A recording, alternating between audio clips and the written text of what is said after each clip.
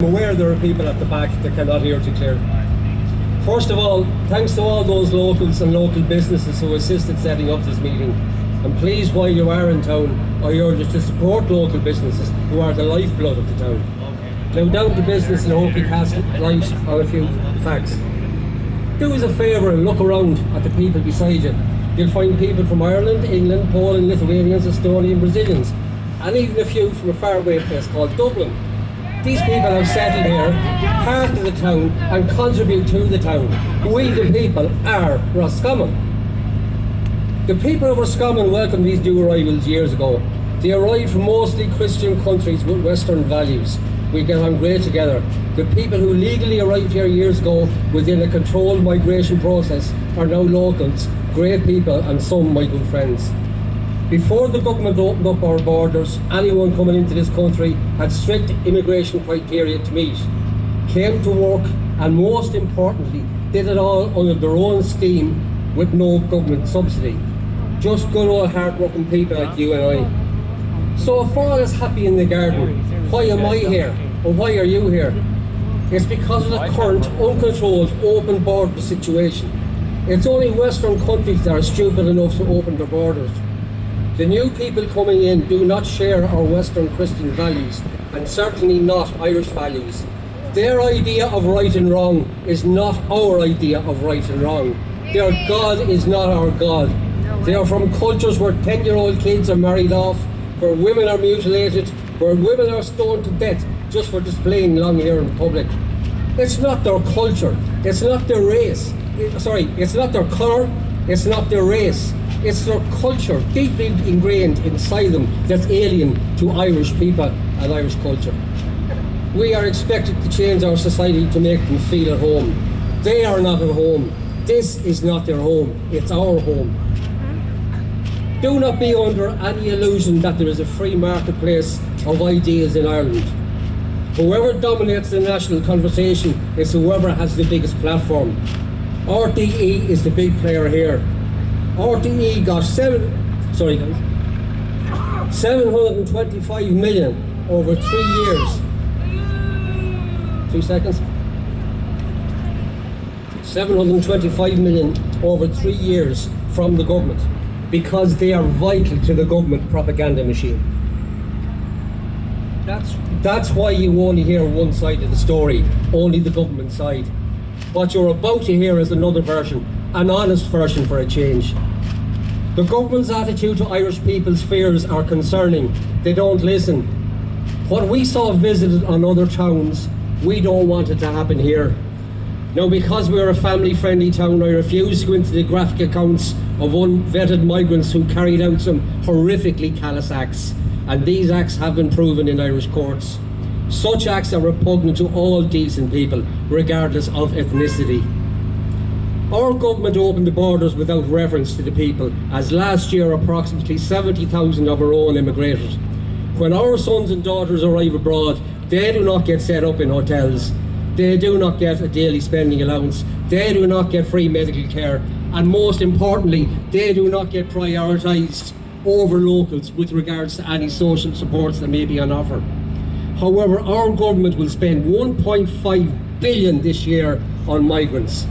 Imagine what opportunities 1,500 million euros of our tax money could offer our own sons and daughters in supporting them to stay here. Hear, hear. Our government cares more about migrants than it does about our sons and daughters.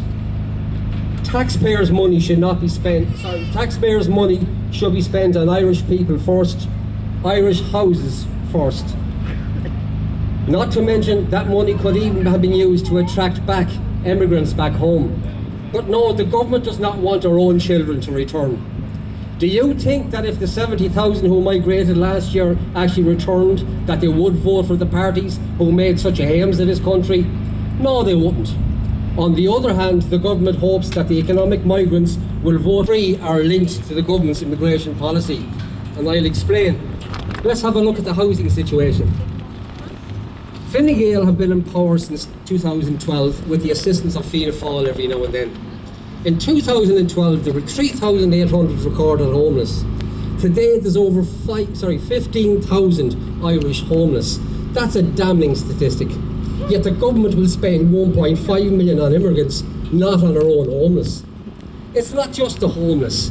Our own young people are trying to start their journey in life, and they're finding the house prices gone through the roof, rent levels reaching historic highs. Our own people are being ignored, while migrants live in hotels. The Fianna Fáil Fine Gael programme for government refers to a housing target of 300,000 by 2030. Let's have a look at how they're doing. Recently, the Housing Minister announced that a social housing scheme that would have seen 500 social homes built in towns across Ireland will be dropped because it cost too much. Contrast this economic belt tightening with the government spending 1.5 billion on migrants each year. It's an anti-Irish agenda by an anti-Irish government. Let's have a look at education. More economic belt tightening by the government, who recently announced that college fees for Irish students are returning to 3,000 a year. Bear in mind the benefits on offer to Ukrainian students. They get the 3,000 euros waived, a monthly maintenance payment of up to 1,100 euros, free travel on public transport. It's another anti-Irish bias. Guys, enough is enough. We must look after our own before we look after anybody else. Absolutely. The business community is not immune to the influx of migrants either. There are incentives only available to migrants starting a business in Ireland that disadvantage Irish citizens. If a migrant wants to start a business, the government will give him 60,000 a year for 3 years. It's anti-Irish bias. Local Irish businesses are struggling and need support, yet the government spends 1.5 billion on migrants. Let's have a look at healthcare. The government is spending 20,000 euros on every single nurse coming in from abroad. It'll be more in their line if they paid our Irish nurses and medical staff a fair wage and help the Irish student nurses graduating every year remain in Ireland. But no, the government won't spend money on Irish nurses either. There are parents today of children with special needs that do not know if their kids can go to school in September because the government will not fund enough SNAs that these kids need. Our own government refused to spend money on Irish kids, yet chooses to spend 1.5 billion on migrants. Enough really is enough. This government stubbornly refuses to acknowledge the reality of their anti-Irish policy, whilst neglecting key areas of Irish infrastructure and Irish family life. It's a simple reality that cannot continue to be ignored, except at a price. And the longer Fianna Fáil and Fine Gael agenda is pursued, the higher and the more terrible the price that we, the people, will pay. You can see in a few banners around here, Ireland is full. I'll explain that a bit. Full simply means Irish current infrastructure is unable to meet the demands of our current population. And the reason for that underfunding is the massive amount of taxpayers' money, your money, being poured into the migration gravy train. Let's get closer to home, guys. Let's focus on an IPAS centre holding 17 people, similar to that proposed in Roscommon, and what that takes out of your wallet. €84 a night per person would generate